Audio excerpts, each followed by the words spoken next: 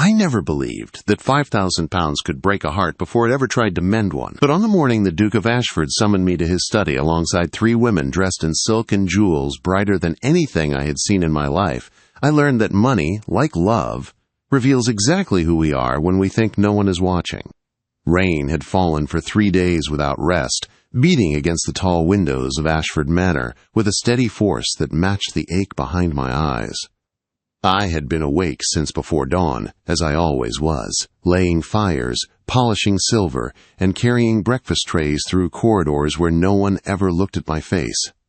My hands were red and cracked from scrubbing, my black dress worn thin at the elbows, my hair pulled back so tightly it made my temples throb.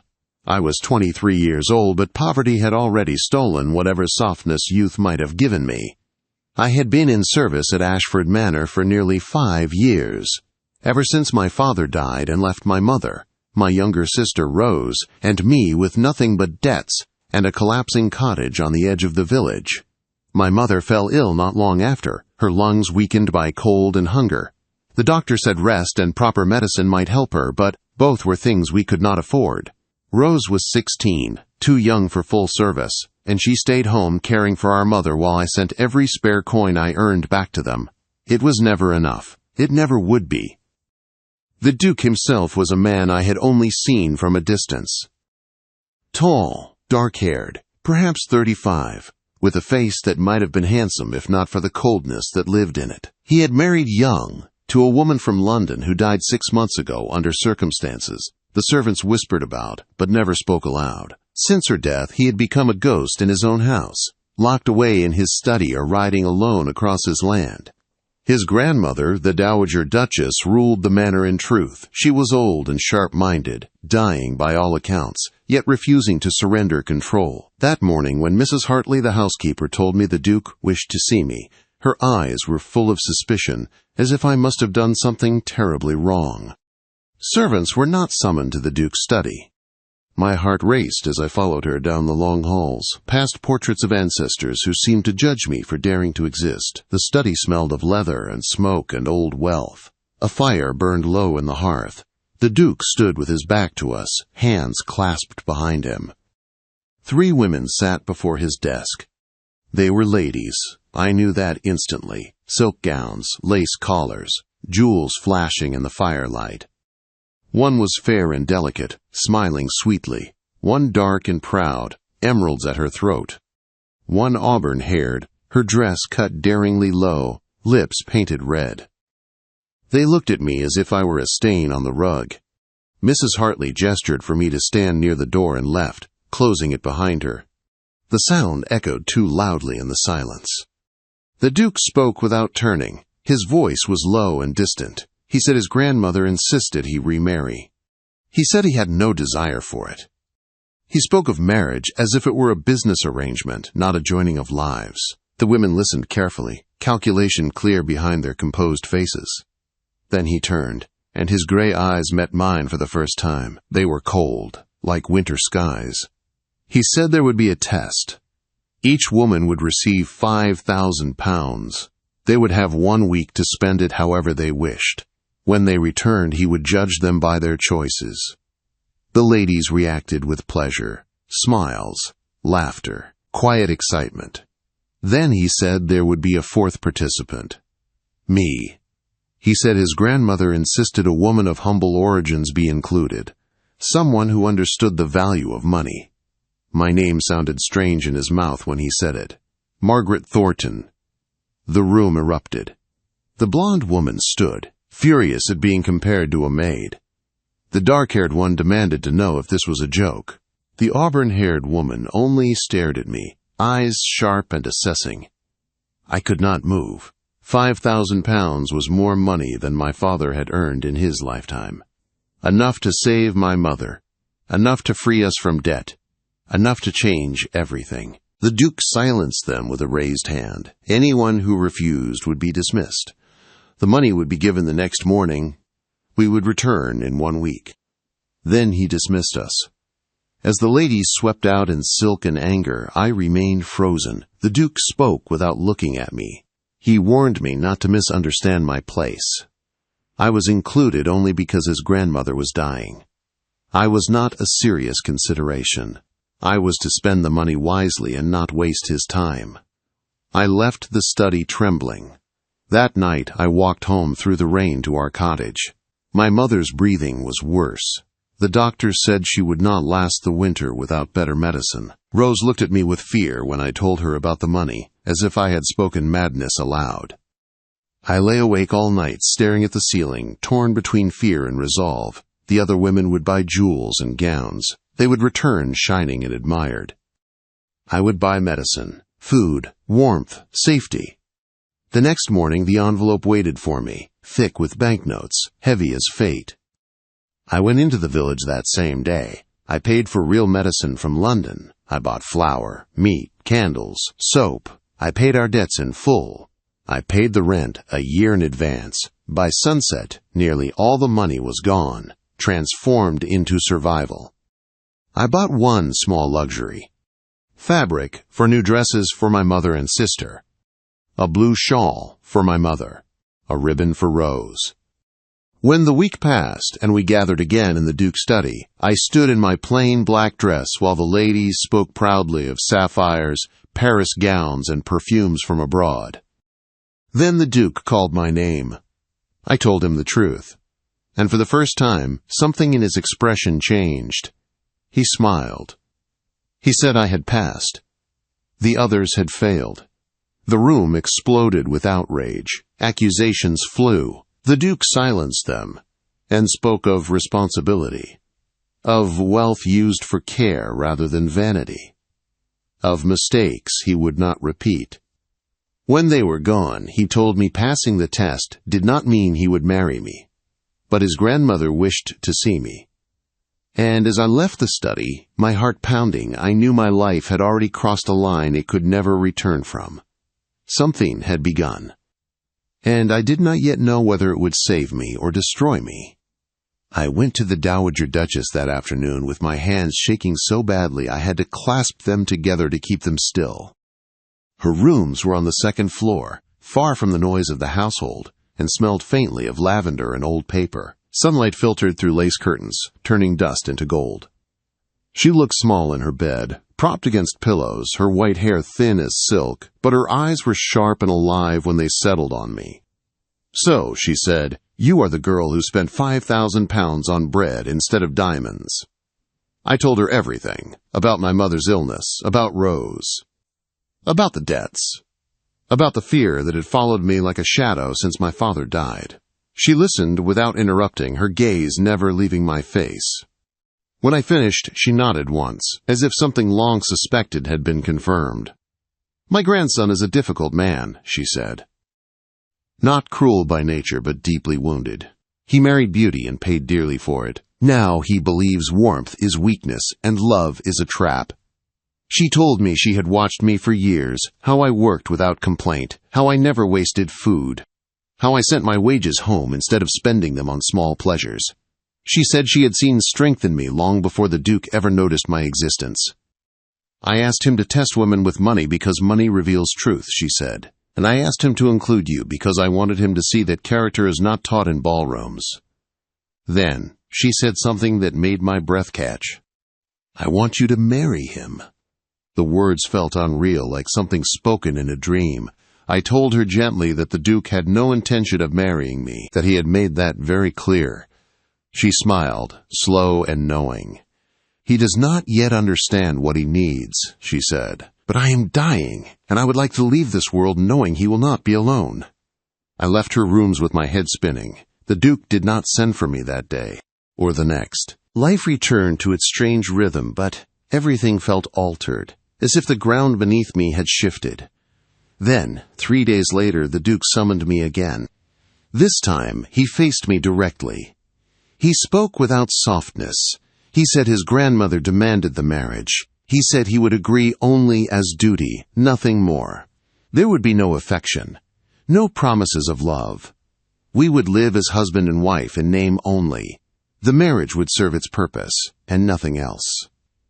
I should have refused. I knew that. But I thought of my mother breathing easier, of Rose reading by candlelight without fear of hunger. I thought of the Dowager Duchess's faith in me, and I thought of the loneliness behind the Duke's cold eyes. I said yes. The wedding was quiet and swift. No celebration. No joy. I stood in borrowed silk while servants whispered behind gloved hands. The Duke did not look at me as we spoke our vows. When the minister declared us married, there was no kiss. That night, I sat alone in my new rooms, waiting. He came late, his expression hard, his voice sharp with bitterness. He told me he had not wanted this, that he would never love me, that he would come to my bed only when duty required it. Something in me broke then, not with fear, but with resolve. I told him I had not married him to be invisible, that I would not live apologizing for my existence, that I understood his pain, but I would not be punished for another woman's cruelty. He stared at me as if no one had ever spoken to him that way. Then he left. Days passed, weeks. We lived in the same house as strangers. We ate at opposite ends of long tables. He avoided my eyes. I learned my duties as Duchess while servants watched for me to fail. The Dowager Duchess grew weaker, but her mind remained sharp. She told me patience was not weakness. That love, if it came, would come slowly, like spring after a hard winter. Then one evening I heard raised voices near the Duke's study. A woman's voice. Familiar. Lady Victoria Ashworth. I should not have listened, but I did. She spoke of the Duke's first wife, of secrets, of the night she died.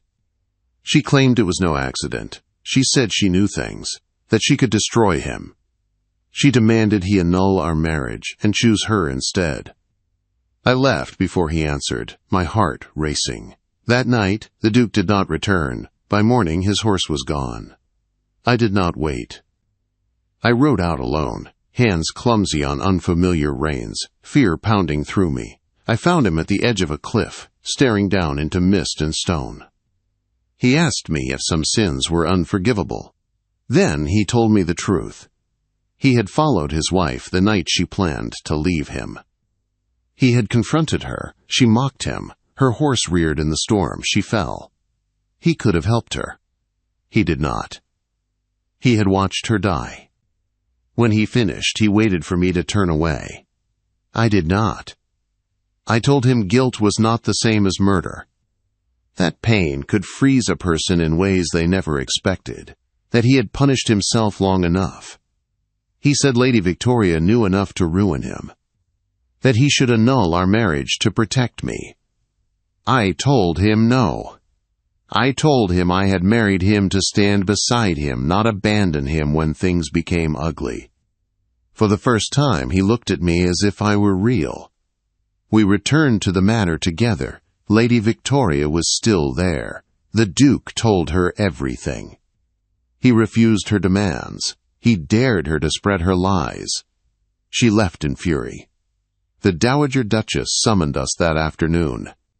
She held our hands and smiled through exhaustion. She said she was proud of us both. She died weeks later, peacefully, her work done. The scandal came, as promised. Whispers, letters, rejection. But the Duke faced it openly. He published the truth. Some condemned him, others understood. And slowly something between us began to change. He came to my rooms to talk, just talk, about books, about childhood, about regret. He laughed once, surprised by the sound of it.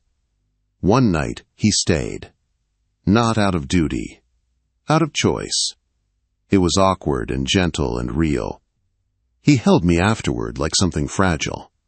Winter passed. Spring returned. And one evening, as we sat by the fire, he told me he loved me. Not because I was beautiful, not because I was useful, but because I had seen him at his worst and stayed. I believed him. But our story was not finished yet. Because love, once found, would soon be tested again in ways neither of us expected. Love did not arrive in our marriage like a sudden sunrise. It came the way dawn does in winter, slowly, quietly, almost unnoticed at first. But once it was there, it changed everything. After Christian told me he loved me, he did not take the words back. He did not retreat into silence, or pretend they had never been spoken. Instead, he proved them in small, steady ways. He reached for my hand in public. He asked my opinion on estate matters and listened to the answers. He defended me when society whispered that a maid had no place beside a duke. The scandal did not disappear overnight. Some doors remained closed to us. Some invitations never came, but others opened, slowly, carefully. People who valued honesty more than appearance began to stand with us. Christian surprised me most of all. The man who once avoided human contact now walked the estate daily, speaking to tenants by name, listening to their concerns, correcting injustices he had once ignored. He said that watching me care for others had reminded him what his title was meant to be used for. We visited my mother and Rose often. Christian sat at our old table without discomfort, drank weak tea without complaint, and listened to my mother's stories as if they mattered. When Rose shyly asked about books, he had an entire crate sent to the cottage the next day. When my mother worried she was a burden, he told her plainly that she was family now. That word still startled me. Family. Summer brought a quiet joy I had never known. We worked together, walked together, laughed together. Some nights we spoke for hours. Other nights we simply sat in silence, content in each other's presence. The cold distance that once lived between us was gone, replaced by something warm and steady. Then, one spring morning, everything shifted again. I realized I was expecting a child. Fear came first. Fear that Christian might not be ready. Fear that the past would rise again and steal this happiness from us. I waited days before telling him, my heart pounding every time I looked at him. When I finally spoke, his reaction stole my breath. He went completely still, as if afraid to move. Then his eyes filled with tears he did not try to hide. He pulled me into his arms and held me as if the world itself might take me away. "I did not know I was allowed to hope for this," he said. From that day on, he treated me as if I were made of glass and gold. He walked beside me everywhere. He read to me in the evenings. He worried endlessly and laughed at himself for it. When our daughter was born on a cold winter morning, the room felt brighter just because she was in it. Christian wept openly when he held her, his gray eyes full of awe and terror and love. We named her Eleanor, after the Dowager Duchess who had believed in us before we believed in ourselves. Watching Christian with our child healed something deep inside him. The guilt he had carried for so long began to loosen its grip. He smiled more, slept better, laughed without fear of punishment. Society softened too. People who once whispered now watched us with curiosity, some with admiration, others with envy. They saw a duke who stood by his wife without shame, a duchess who did not forget the poor, a household run with fairness rather than fear. One evening, as we sat together watching Eleanor sleep, Christian took my hand. He told me he finally understood the test his grandmother had created. The other women had spent the money on themselves, trying to make themselves more desirable, more impressive. I had spent it on survival, on care, on love given without expectation of reward. "You did not try to win me," he said. "You showed me who you were." And that, he said, had changed everything. Years later, when people asked how a duke had chosen a maid over women of rank and beauty, the story spread in whispers. Some said it was scandal. Others said it was madness. But those who truly knew us understood the truth. The £5,000 had never been about wealth. It had been about values. It had revealed who sought power and who offered care, who wanted admiration and who chose responsibility. I had not passed the test because I was clever. I passed because I loved people when loving them was hard. And in return, I was given a life I had never dared imagine, a husband who became my partner, a child who carried hope in her smile, a home built not on title or gold, but on trust. The Duke of Ashford had once believed love was weakness. Together, we proved it was strength. And that was worth more than any fortune.